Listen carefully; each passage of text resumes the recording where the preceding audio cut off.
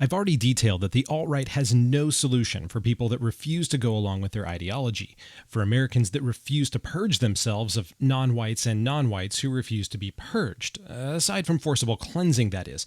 But the second fatal issue facing the alt-right is that of growth. So what does the alt-right have going for its growth? Well, for one, the media can't shut up about the alt-right, but the problem is that they've misrepresented the group as just super conservatives and anyone Trump likes. So if some people identify as the alt-right based on this media definition, then is the alt-right really gaining true followers, especially if these followers don't adhere to white nationalism?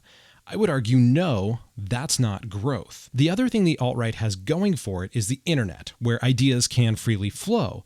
But are these ideas free-flowing? Well, the Google says that the two best moments for the alt-right in the last year in terms of searches came after the Hillary speech, you know the one, and the alt-right rally in D.C.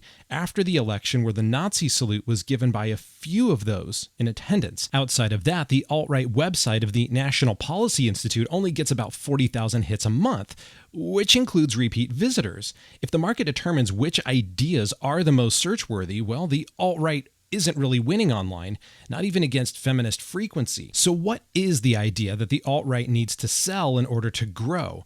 Mouthy Buddha and Critical Condition talked about identity recently, and they pointed out in their videos the single most important identity for the alt-right is their white identity, which they note is quite shallow. This constructed identity of whiteness is central to the alt-right belief system, but they don't have a good way to make me or anyone else care about our white identity. They can't easily get people to care about one of their highest values. My skin color is not of value to me. I don't hate it. I don't love it. I don't think about it. I think about my motorcycle color more than my skin color. But the alt-right needs converts who care about whiteness, a white America, and a white future. They lack an effective mechanism for really indoctrinating people into that ideology. The alt-right faces an uphill battle here. The things Americans really care about are their kids, jobs, 401ks, vacations, families, and friends. They have to convince Americans that racial diversity is a threat to all of these things Americans value, and that whiteness is important to protecting these values. Worse, the last two groups who said whiteness is important have a really bad image and a bad history in America. That's extremely difficult, as in impossible, to overcome without the right tools. What then is the best tool for cultural indoctrination? At the moment, the university, the news media, and entertainment.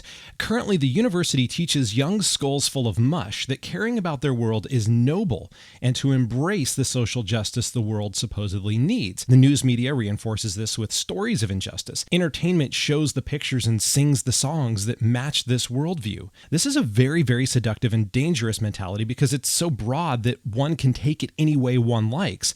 It allows students to feel anything and then be encouraged to chase it. Want to push for 47 genders? Go for it, kiddo. Want to riot against racist cops with the BLM group? You go, girl. Want to address women's issues by turning your period into art? Mind-blowing. Do whatever. We've got a million social justice causes. Pick anything and rage. That's the message. The alt-right has no way to combat this because it is also rooted in identity politics. But their identity is narrow, and thus also so is their market. Postmodern thought is dangerous because it is incongruent, and students can hold mutually exclusive truth claims and views of the world and yet be united and heavily supported. They can care about anything. They can pick any identity to rally around. The alt-right needs converts that care about one identity über alles. White identity, a nation of whiteness and a future of whiteness. But in the places where these young people and voters are the most impressionable, the alt-right is most notably absent. This is because the alt-right does not hold education, and it never will. They're outsiders trying to spread seeds by hand against the mechanized combine force of the education system. I know the race realism arguments will start popping up here, as if the alt-right can just show some data sets and convince people of their ideology. But since never have two groups of people looked at a single data set, like IQ distributions, and drawn the same conclusions, Republicans and Democrats have the same data sets, they just interpret them differently. The alt-right can push data into the spotlight, but most people won't care, or they'll disagree with the cause of the data or the interpretation of the data. The progressive and postmodern left suffer from none of these problems. It has a death grip on education. It can easily sell intersectionality and postmodernism to college students, and it can mask its own authoritarianism while doing it.